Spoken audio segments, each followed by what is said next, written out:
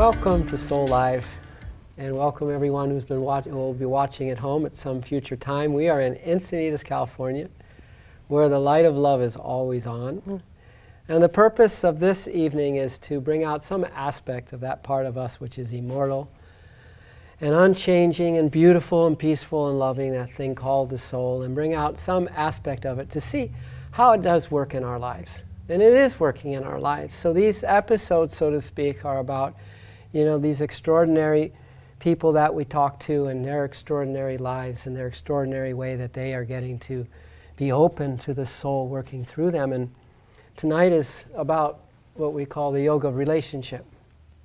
And some of you know a little bit about yoga. It is about that ability to be peaceful and calm and loving and detached, and at the same time more passionate about what you're doing, or if you're communicating or whatever, than ever before. So it's a nonchalant type of detachment from being caught up in the drama of life. And we have with us tonight Beth Banning and Neill Gibson, who have quite a big background in learning the art that is probably one of the most difficult arts of life to learn, and that is the art of getting along with others, the art of communicating properly with others, the art of listening, really listening to others, and to actually be in a space of loving while we communicate with others. So you can see how important is this art. And we had a pre-interview with them, and we were kind of working a little process, Trish and I, with them, and I realized how valuable they are in situations where it's difficult to communicate with someone. Could be a family member, could be a spouse, could be a work associate, but there's just some kind of karma between you. And sometimes after a yoga class, people will come up to me and say, "Oh, I wish I could just take you with me and you be talking in my head all day."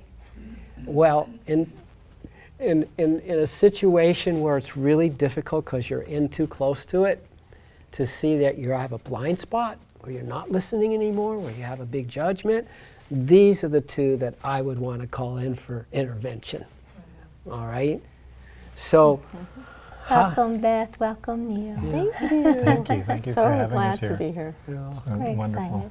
wonderful opportunity. So. Yeah.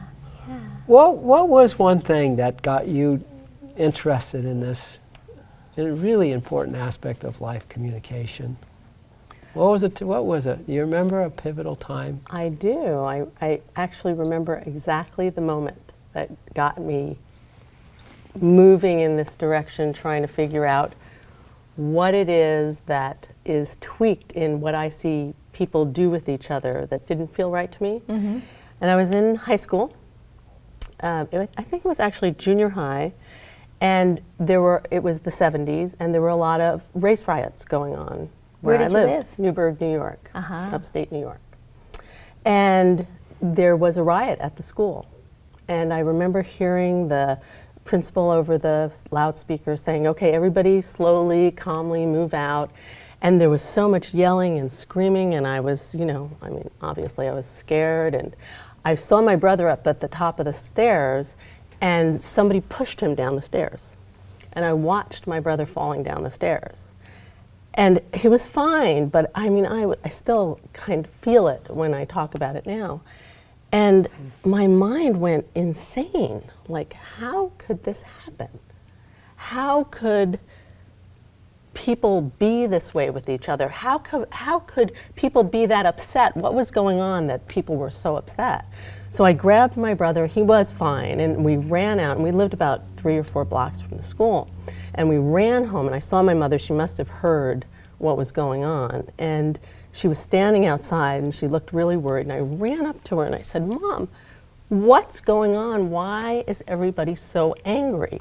And she looked at me, and very wise for my mother, like I still to this day go, wow, She looked at me and she said, "When people aren't listened to, and when nobody will listen to them and they're not being heard, they get angry." And in that moment, I wanted to find out why people weren't listening to other people. Why weren't they being heard? What was going on that had them be muted in the way they were? So I really, literally, that was the start of me going, what's going on and how can I help make it different? Wow.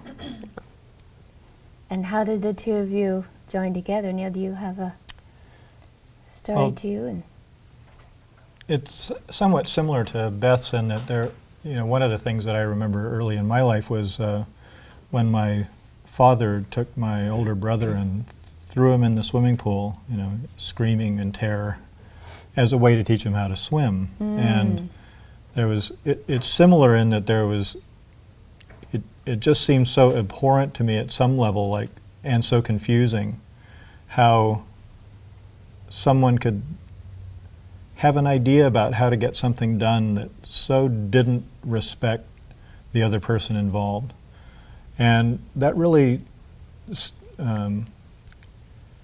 I grew up and went into high school, again, it was the 60s, and there was all of that questioning authority and questioning how things were done. But it really always was within me, this question, how is it that, given who we seem to be, that really precious, wonderful thing that people seem to be, that this is the way we act with each other? It just didn't make any sense.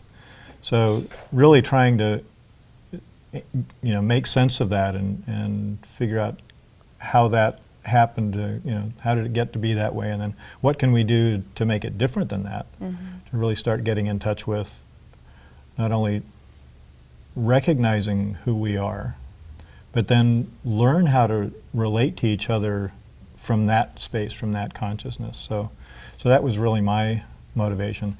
We met, I was with a band of cohorts at that time. We were putting together weekend workshops. This was in the early 90s. And at that time, I think we were calling them Rumi's Field Workshops.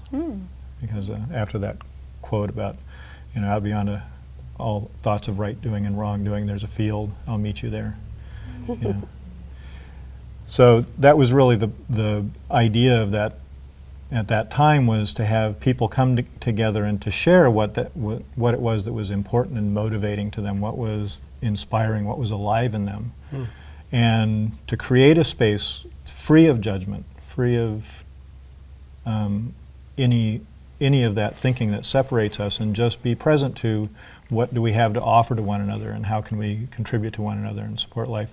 And Beth showed up at one of those, so that's how we got to know each other. You two communicated well, and we've been together ever since. And it was nice because we really did see that bond from way back that both of us had, and led us to that place where we could do it together and really support people in shifting the way they, communicate, the way they just see the world. So when we first got together with Beth and Neill, it was so very interesting, because what they said to us, we were talking about, how to focus this in for just a short little time that we'd have together. And they made a comment. They said, well, how about if we focus on the fact that everyone in every conversation is either saying please or thank you.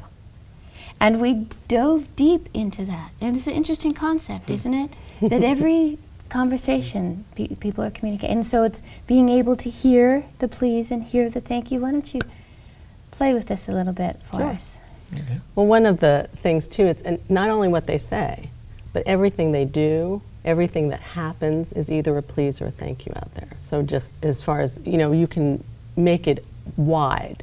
So one of the things that we were talking to you about is if something happens, and pleases are harder to hear than thank yous. Thank yous are easy to hear.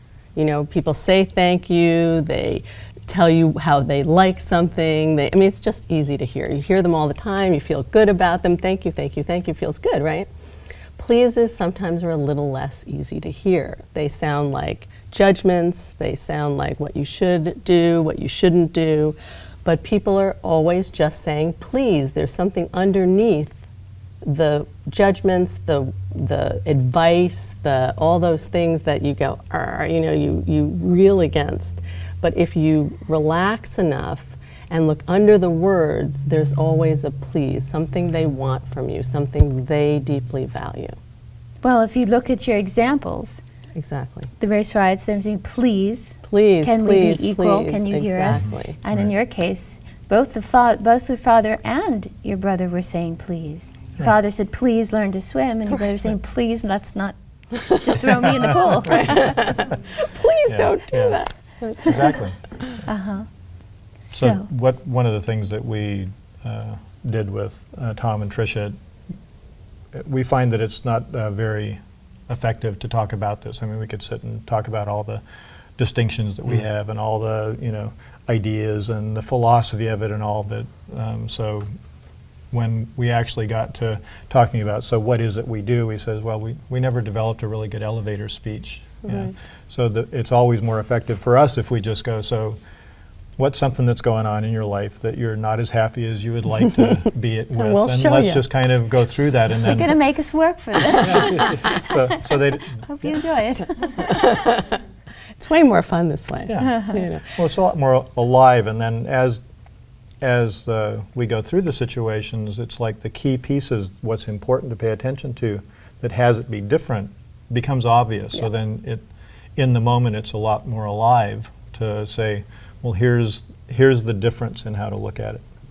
One of the other things too is in our workshops we do the same things, is that I don't know about you, but I have to really experience something to get it. You know, it's Yes, not sir. like I mean I can hear things and I think I get it, but until I really experience it, I don't get it. So that's what's great about the role plays and live examples, is that people will feel how it feels to experience that. So that's why we like to play. So do you have Okay. something we can play with? Yes, we do. It just so happens that Tom and I are the middle children. We each have an older sister that's very close in age with us, and a younger sister who's much younger. Oh, funny.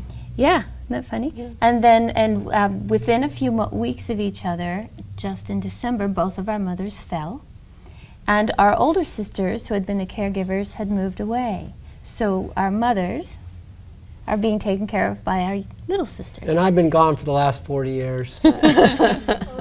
Yeah, all right. Well, me too. There's a lot of Me pleasing too, going exactly 40 years. So, yeah, so But we're you all- left home earlier than I did. At 17, yeah, because I'm younger than he is. I left at 18, she left at 17. So anyway, so we get a call right before we sit down with Neill and Beth, and both of our little sisters are saying, help us here, help us with Mom. They're saying please, but in a language that either I have turned off, and it wasn't hearing the please at all. It's just like, oh God, here she goes. Story. Again, probably. Again, Right. right? And then all of a sudden, I'm not enjoying the conversation at all. How did yours go? Well, my little sister's not really talking to me right now, so you're going to start. She won't finish See, my we're- phone calls. She won't write me emails. So you start See, with isn't this more fun already? Right? to me. We'll see how Carolyn feels about it. Okay, so go ahead and start. Your sister, you're Gina, and this So we'll is just you. do a real, that's what we did when we worked with these guys in our pre-interview, is we did a role play. So you can see how it might go differently if you're using some of the distinctions. And I guess I want to explain the word distinction in case people don't know what it means. And it's the difference between something you know and something you don't know. So we have about, I don't know, 35 35 40. different distinctions that throughout our work we offer to people so that they can see something maybe they haven't seen before. Like So little we'll be nuggets using of wor- wisdom, right? Exactly. Well, actually, it's, The what? I picked up Ahas. Ahas. Well, they are ahas. Yeah. I picked up the word, in my studies, and basically everything that we understand because we see it as different than something. If we only see one thing, we have no choice in the matter. And that's what I started finding, was that most people walk through life and they hear somebody saying please in a way that's very hard for them, and they only have this way to be about it. So what we're talking about are real differences in how to be, so in that moment you can have a choice. And one of the things that, before we get into the role play, I'd like to point out that this is all really about our intention, and our intention to live from really what we know as our highest self, our truest self in every moment. So in this situation, for you, stepping aside from the situation itself, what are some aspects or qualities that you would like to see present in this relationship with your younger sister? What kinds of things would you like to be there? Harmony, consideration, those kinds of things. So, Understanding. yeah. So which things would you like? What's the list? A short list of 3 or 4 things you'd like to see there. Well, should I be honest? Yes, please. That would help. Honesty. Honesty is Honesty.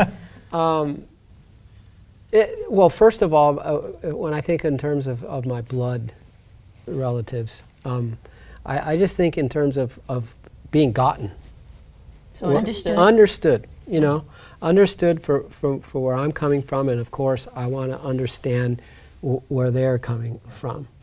So right away there is just this, all right, there's no pressure. There's no pressure because I get you, right? And I understand, you know, how you spent your life and the situation you're in. So given that, now let's talk about a situation. Right. So understanding. So understanding, yeah, probably a spiritual perspective, since that's where I live. You know, so you're So and then in order for us to work with this, what if that spiritual perspective was present? Then what would you experience there? What would be present for you in the other person? Would it be Love. more connection, love, Peace. caring? I think what would be? I what think would that create? more of a coming together in terms of, you know, our attitudes about situations. In this case, our mother. That there would be a way that, you know, because of the spiritual perspective, that we could let go of what I think about it or what you think about it, and look at it in terms of what is the right thing to do in terms of, you know, the highest principles. Okay. So there would kind be of alignment and clarity is the kind of That's stuff. what Is I that Yeah. accurate? Alignment and clarity, kind of just, you know, again, seeing the big picture about this, and not just this little scenario which can go on for many years in a single lifetime, but I mean really pulling the lens back and getting a spiritual perspective. This really brings up, if you're okay if Sure. it brings up one of the distinctions. And this is where most people get really stuck, and we see it all the time. And it's the difference between the strategies you want to use to accomplish something and the underlying values, what it is you value. And what happens is we hear a lot, well, we have opposing values. And we don't think that actually happens. Is usually what happens is you have opposing strategies. You have this idea about how to get something you want, and you're afraid to like loosen up around that because the other person isn't going to agree with it. And really, if you're stuck around strategies, you're probably not going to get what you want. So, and really what Neill's talking about is getting to the underlying, what's deeply important to you, what is at a soul level important to you that you want to have, not just in this relationship, but just have as an experience for you and the people around you. So if you can get underneath that first, then these strategies, the ideas, the ways of accomplishing what there is to accomplish, because there's obviously things to accomplish, just kind of start emerging from that place. So if you start there, you're way better off. Nice. Yeah. Well, I'll add the third one then, because I would say to be willing to listen and also to be heard, without the strategy getting in there first. Yeah. So Somebody else's strategy hitting you before you can communicate. right, and we'll show you how that goes. It's not as simple as it sounds, but there's places in which you can play with that. So understanding, clarity, Perspective. alignment, perspective. Well, that big picture perspective. okay. The principle, the value that you were talking about. Okay, so just, and again, we'll find out what the other person's is too, because that's really important to bring what theirs, because they have those same Yeah. things that are just, they're just so wanting to experience, and That's they're their not. And that's please. exactly, that's their please. Perfect. So I was thinking that the next thing, so thanks for giving it, that actually gives me something to work with as far as in the role play, because I know where you want to go. Yeah. Okay. Right. So he can be you more So- More fully. So what is it that, can you think of one thing that you heard your sister say please about in a way that was hard for you to hear? Can you remember specifically what she said? Well, she's pretty much burned out in. So sister, should he say You it wanna in do an the I role play? situation as And if just he's have his him be the sister? sister? Yeah. Okay, so you're Gina. I'm Gina? Yeah. Be Gina and Just all be Gina her. and just say what the way it was that, Oh, yeah, Whatever. you know that now that our older sister has moved away and you're rarely around, I have pretty much am burned out in taking care of Mother. And I would really, really, really like it if you would spend some more time with her. okay. That would really help me out. So That was very nice. Huh? You don't think Well- that's Gina? Well, I mean, she had, you know, she was Gina Right. when she was saying this, but that's right, basically. with all that Gina. With Yeah. all the Gina energy. So Right. and really all there is to do to receive a message like this, and this is actually another one of the distinctions that we find is really critical for people to understand, is understanding does not mean agreement. This is And this huge. is critical for Yeah. people because most people, when they find themselves in this seat, listening to someone who has a painful complaint that's directed at us, if I hear them, then that means they're going to think I agree with them. So I go straight into defending. Well, no, this is my opinion. And then you get, you know, this kind of a thing going on, and there's no communication. So the first thing, if you can actually sit in that place of going, first, what's my intention? Right? Well, my intention in hearing this message is to create this closeness and understanding, and really for us to get to this perspective that serves both of us and serves our mother, and that's really my intention here. But from that perspective, it's very important for me to hear what this message is. So then, and it doesn't mean that I agree with anything you've said. I'm just hearing it. So it was fairly straightforward the way you said it. You're really feeling overwhelmed. You'd like more support. You have been doing this for longer than you can enjoy. You would like for that support to come from me, and you'd like me to do that in a very particular way. Yeah, I wish I would have responded that way. So that's, but you get that's all. That was you get that's beautiful. all she said, right? That's all she said. Well, you're me now, though, right? Yeah. Yeah. So I just Right, so- said to Now you Tom. be Gina. Now, I what said- would you say? What would Gina say? Yeah. Now you're To Gina. So that's what I said back to you. So what would you say? It then? usually If you doesn't heard end that. there, and it's usually Right. not that simple. Yeah, yeah. So what would you say then? So hearing go that. ahead and say it again. It sounded So I really- so good. So I really hear that you're really overwhelmed. You're tired. You've been doing this for longer than you enjoy. You'd like to get some support in. You'd like that support to come from me. And I guess there are some particular ways you'd like that support from me. Mhm. Is that accurate? It is. It is. And right now I would like to see you go up to LA and spend a night or 2 nights and just be with Mom. So just having anyone come up and spend that time so you could have a break from taking on that responsibility. Yeah, I really need Yeah. a break. Okay. So now, here I'm removing myself from the strategy, because all she really wants is to have a break from doing that herself. Now, their strategy is for me to do it, okay? But I want to get down to just what it is underneath that. So really that it's- was kind of key, what you just said, to have someone be with her, right? That's I just what I removed heard. myself from Yeah. Yeah. being. And again, if I'm not Being from defending you. myself and trying to not get sucked into your ideas, and all I'm doing is listening, then I can hear these things. And really what's important for you is to have a break. And somehow you've fixated on me as the strategy. Yeah, right. But that doesn't mean it's the only strategy. Right. So saying that, you really like to have someone, and you think the easiest person to do that would be me. Is that accurate? Right. Right, because she is our mother, Yeah. right? And you'd like to have some sense of recognition for shared responsibility because she's both of our mothers, or Yeah. something about that too. Mm-hmm. And you've been gone for a long time. Good. And really in response to that, there's some sense of responsibility, shared responsibility that's very important to her, that she sees that, why should I be doing this when, you know, you're a sibling too, and you've been gone and I've been doing this long. So there's this idea of fairness and sharing responsibilities and equity and that kind of thing that's very important. So again, I'd want to make sure I heard that too. And there's one of the things that I learned if you ever hear somebody telling you the same thing over and over and over again, you know, they should go to On and On Anonymous. The easiest way to have them stop telling you it is to hear it.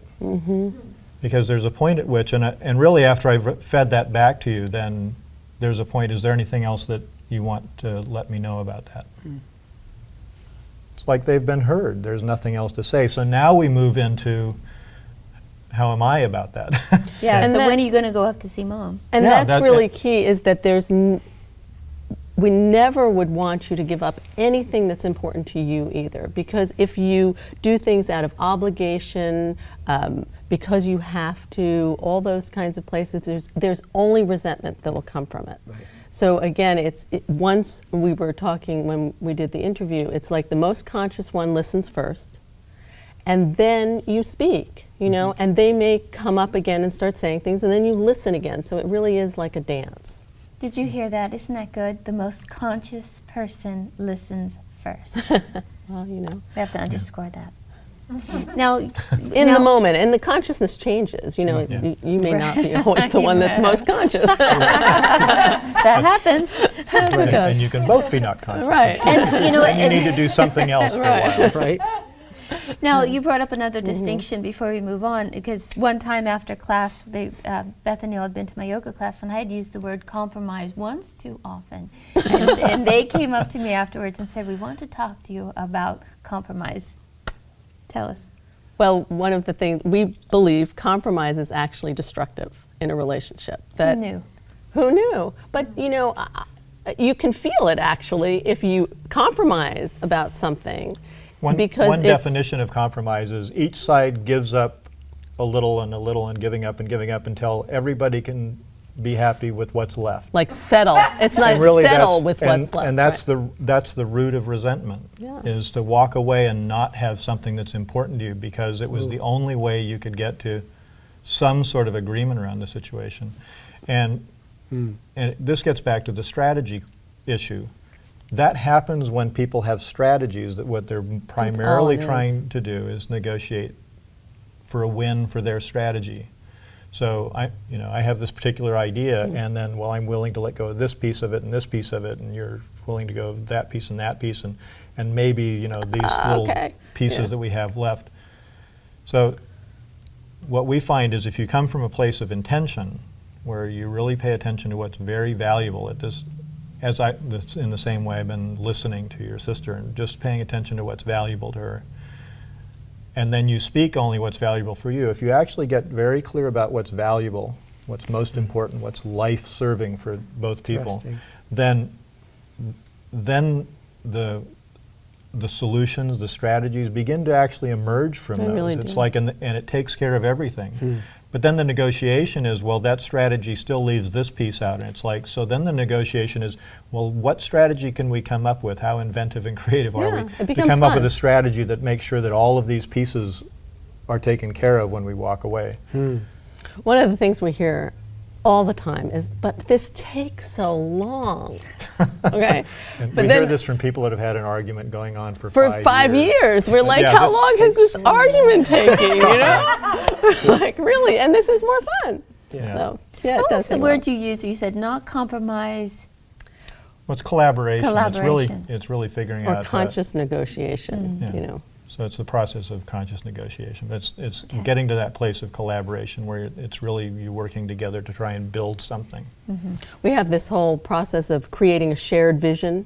So once everybody is pretty much heard, then you can come from a place of, okay, so let's really create this vision together. And the vision, again, is not strategies. It's the values. It's what's deeply important to everyone, and where everyone finally goes, yes, that's it. That's what I want to experience here. And then if you can just get to those things you want to experience, there are dozens and dozens of strategies you can come up with to experience, and it doesn't have to be you know? Yeah. Because if she can get, and she probably, you know, there's probably those things in the relationship where she wants to know you care. And the way she thinks she will know that is if you go do this Right. particular thing. Right. And, you know, I'm guessing there's lots of ways Yes. she can know you care. It's a love test. Should we go back there Sure. then? Yeah.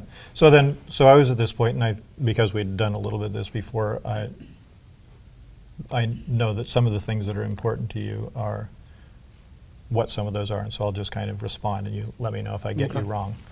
But so I've just heard that there's this list of things that are important to her, and then so how I am about that is, well, first I mean, I get that, and I would like to see you have some relief from this. So I want you to understand that that's important to me, and I'd also like to work together to figure out how we can move together forward with this, because I do have some desire to help. She is my mom too, even if I did run off to the ashram 40 years ago. But there are some things for me that's going on in the situation where I'm uncomfortable with the way the help is happening, because I see that there are some things that are going on for Mom that as much help as she's getting, I don't believe is really supportive for her to take responsibility for herself and her to do as much as she can. And I'm worried that you're starting to take on making her life be the way she wants it, when I can't agree really with having it happen that way. So I'd like to figure out, well, first of all, I'd like to know, because message sent is not necessarily message received. So I'd like to know what you heard me say first, like just to know that I kind of made it clear. So can you repeat back what you heard me say? And do this from the way your sister would respond. Well, from what I heard you say is that you do care, that even though you've been away, that still our mom, and that, but you don't necessarily agree with the way that she's been needing our help and the way that I've been assisting her, and that's exactly right. Well, that could You're be a wonderful sister. Yeah, Boy, I know. no, this Because really, what could I say? Are you saying I've not done enough? Or I'm What are doing you something saying? wrong. Yeah, are you Yeah. saying that Right. I'm doing something Yeah. wrong? Right. Why do I who are have you to? to criticize how I'm taking care of her? You don't get to say you don't take Well, care of right. her. Yeah. It would be good if Exactly. it was so You easy. know? Yeah, right. Yeah, That would so be you're great. We have no That's why problems we here. get along so Yes, well. absolutely. You heard him. But really, there's all sorts of way. Again, with as much pain and resentment as she has, it's very For unlikely years. that she's going to be conscious enough to actually have heard one word I've said. And so then what That's you're going to true. hear back is the next salvo of just like you were saying. Probably a big sigh. Yeah. Or this is just you trying to get out of your responsibility again, isn't it? Right. Yeah. But whatever it is, then there's, again, is that thank you? Well, no, it's not thanks. So it's please. So what's it please for? And really it's please for, I don't trust that you're actually willing to do this. I believe, I need more trust in our relationship. I need some demonstration that you actually care as much as you say you do. I need some sense of support that's more tangible than just you coming up with your own opinions about how it should be happening. So I need more understanding, more trust, and more support than what it sounds like you're about to offer. So again, it's just this matter, as long as you hear that, then that's fine. I get it. Right. So, but if I'm sticking with what's important to me, then once I get that and I get back from her, yeah, that's it. You know they've been heard when you go, is there anything else? And they say, no, that's it. Right? Then then the pipe's clear and you can start, But then there's that question of, so I'd like to be clear about what it is that I see going on, and I'd like to let you know that I don't have any judgment about how you're doing things. And I'd also like to express my appreciation for as much as you do. Because really I think a lot of that is probably what is important to her at this point. She wants some acknowledgement and appreciation for everything she's done. So again, if I go back to what you told me your values were, wouldn't it be in harmony with your values to give her that appreciation? Really? Of course, yeah. And to really have that understanding of what's important to her. And so this is just you living. This is just you living out what you value. Right. It's not like you're sitting over here compromising and doing anything to to make it okay for Or her. even strategizing at this point. Like at all. Yeah, thanks for noticing that. There's not a single strategy that's been exchanged yet. And that's huge, as is from the listening point of view, not to add advice, not strategies, not anything other than just hearing and appreciation. Yeah. If there's, and again, we were talking the other night, it all, you know, being present for the other person has to come from a place of sincerity. You know, very often people will go, okay, I'm going to listen first.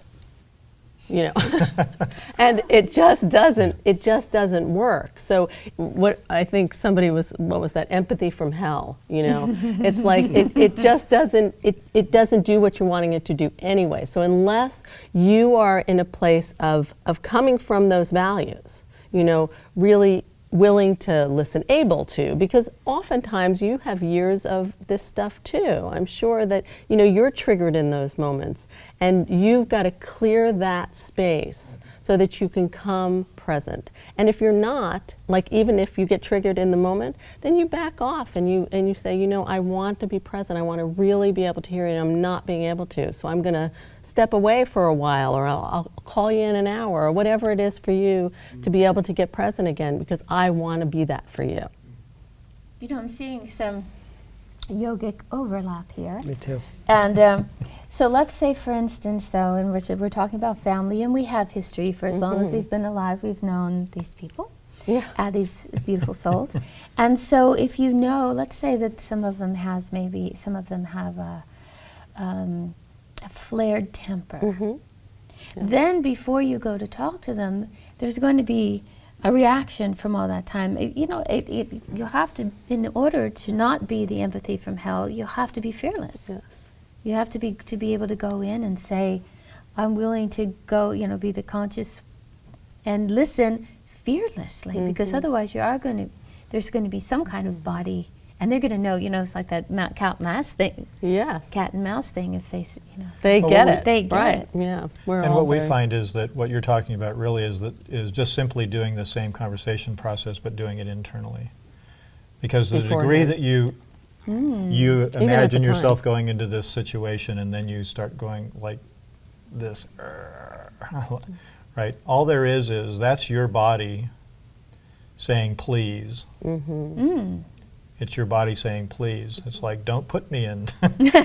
Don't make me go. Don't make me go. But if you get, and this is part of the process actually, it's a very valuable process, because it's kind of on the face of it, it looks like fear, apprehension, you know, anxiety. On the back side of that, like if you flip it over, really what that really is everything you value. And the only reason you ever have any tension going into a situation is that there's something you really value, and what you're projecting is you're not going to get it. Right? Or that it's going to be hard, or there's something about, and again, at that point then, what you value just may be ease or Respect. Respect is a tricky one, but yes. Or to be heard, I should say. To listen and to be heard. Yeah. Appreciation, acknowledgement, connection, ease. It's those kinds of things you would like. But again, if you get down to the point of going, okay, so who I am, what I'm committed to in my life is experiencing connection, ease, acknowledgement, then what there is for you to do when you walk in the situation is to establish connection, to acknowledge, to be that change Living that you what want to you- see in the right. world. This is a very practical application of that. It's those things that are important to you that you're trying to manifest in those situations.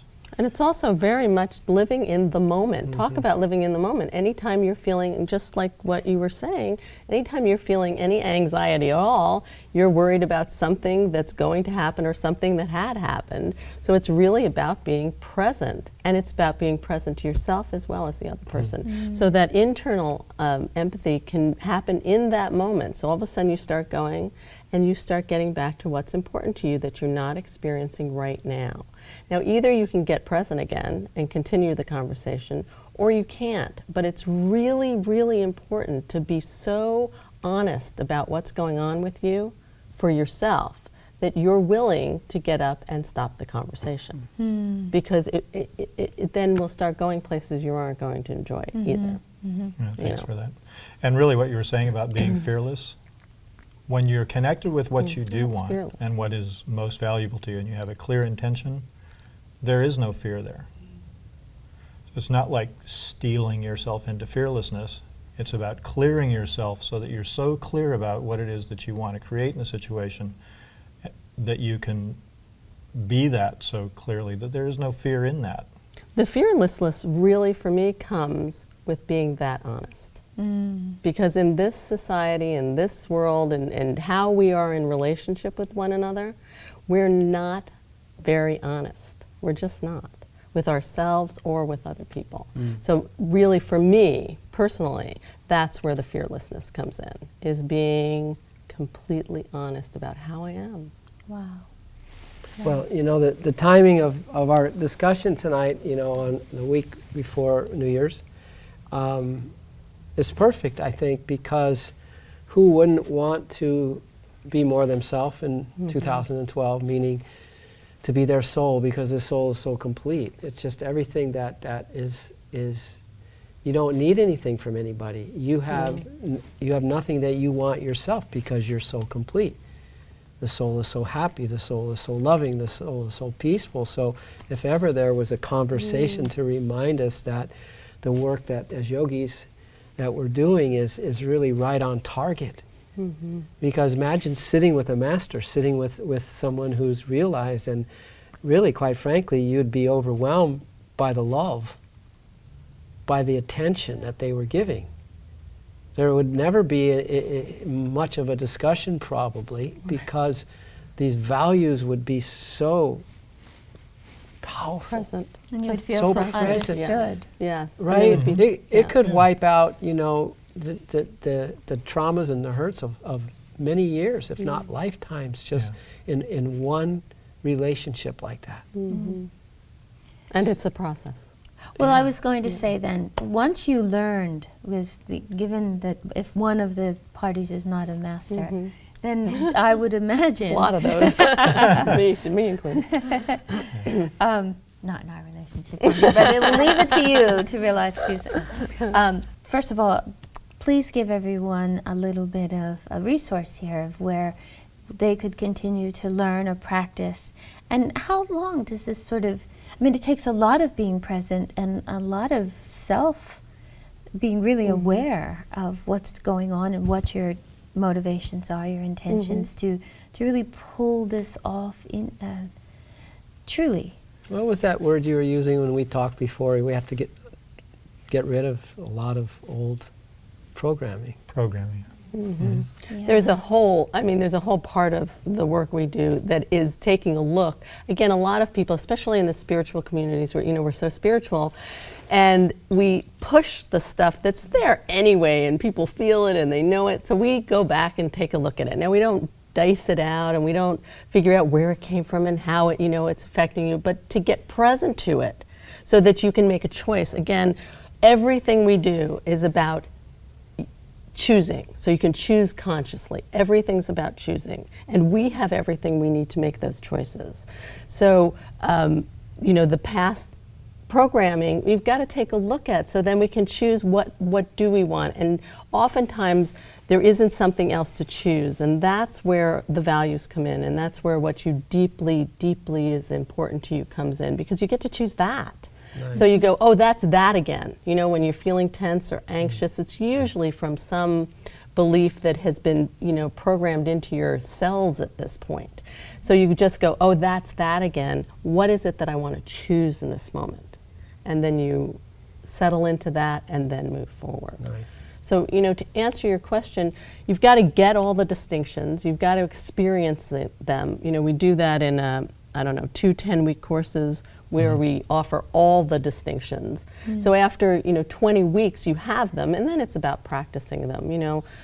Neill and I are pretty proficient in all of them, and we're not Buddha. We're not Buddha. We still have our challenges on a regular basis. You say, how long does it take? Well, let's see, I'm 58 years and working on it now. But But kind it's of on way the more other, fun. But on the other You side know. of it, you know, what we see is that, and really I'm more of a technician than I am anything else, I guess. So my take on all of this was, there's got to be a way to make this work. You know, it's like, how do you figure this out so that you can, you know, do the kinds of things, so you put it together and you, right? And that's actually what we've done with our work, is we said, well, here are these distinctions. What are the things that, before they get anything, what do they need? And then what do they need next? And then what's the one after that? And how do these things build on each other? And so that's, you know, all of the work we've done has gone into putting the distinctions together in very experiential ways, so that each one you have that aha. Oh, it's like riding a bicycle. Once you learn to ride a bicycle, you always know it. So unless you've got that kind of experiential, oh yeah, I get that, that makes sense to me. The other thing about having an experiential shift like that, where you really do make this distinction, is people are very much, if there's a way that gets me more of what I want more quickly and at less cost, I'll do that. Yeah. It's like I don't have More to, self-serving, I don't which have is, to you write know. it down on my calendar and remember to go sit there or do anything about it. It's like, once we figure out a way to do it, that's the way we'll do it. So that's really has been our goal, is how do you give them experientially go, aha, why would I ever do that again? You know.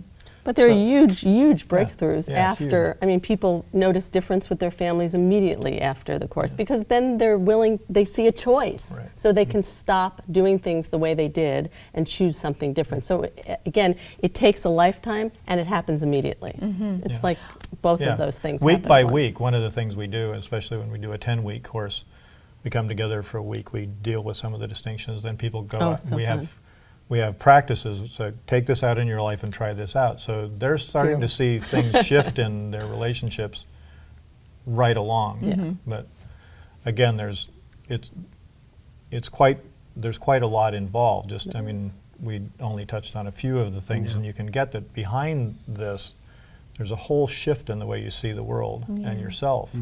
So really, it takes a certain amount of time to have that integrate to the point where the world starts looking at you differently. But then from there on, it's a matter of just having the practice and support, you know, to keep it. Because keep it there's up. subtler and subtler levels. I mean, with, you know, any spiritual sure. practice, there's more Sure. finely defined things that you go, oh wow, I didn't even know that was in there, you know.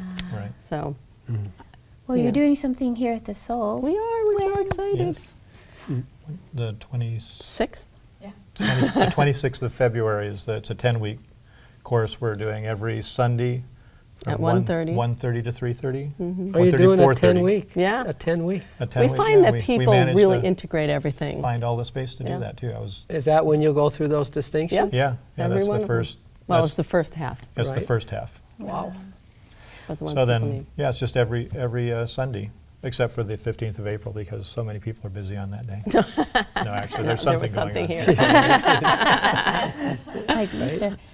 Well, thank you. You gave You're us, so I welcome. mean, just to think about it, right? Just hearing that everyone, when we're in a conversation, is either saying please or thank you. And if we can be conscious enough to hear what they're asking for, or even listen to ourselves speak in a way that we're hearing someone else, or feeling someone else back off. Yeah. We know that we're saying please, and maybe we can get to the point where we can say it a little bit more.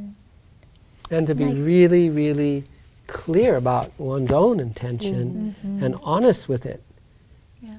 Just don't show up and see what happens, in other words. But I mean, you know, this is why Right. you would want to Conscious. meditate and clear and do all that and just get the most powerful, soulful, loving space in your heart, so that maybe you can listen, even for a little bit, And then don't beat yourself up if you can't. right? You know, it's like you Right. just come back. That's Right. huge too. And I just want to honor your willingness to use your own. I Yes. consider that. Well, Always a gift. did you notice how cagey she was, though? Wasn't I mean, hers, it was right? about both of our sisters in both of the situations, and she'll, we'll start with Tom. That was really good, sweetheart. your sister's Yeah. talking to you. But All right. So this is one case where thank you is actually probably please. Right? Very that's a good. great way to end it. Good, Thank you very both. good. Ah, Yeah. Thank you. Thank you so much. Thank you, everybody, for Thank coming. you. Thank you.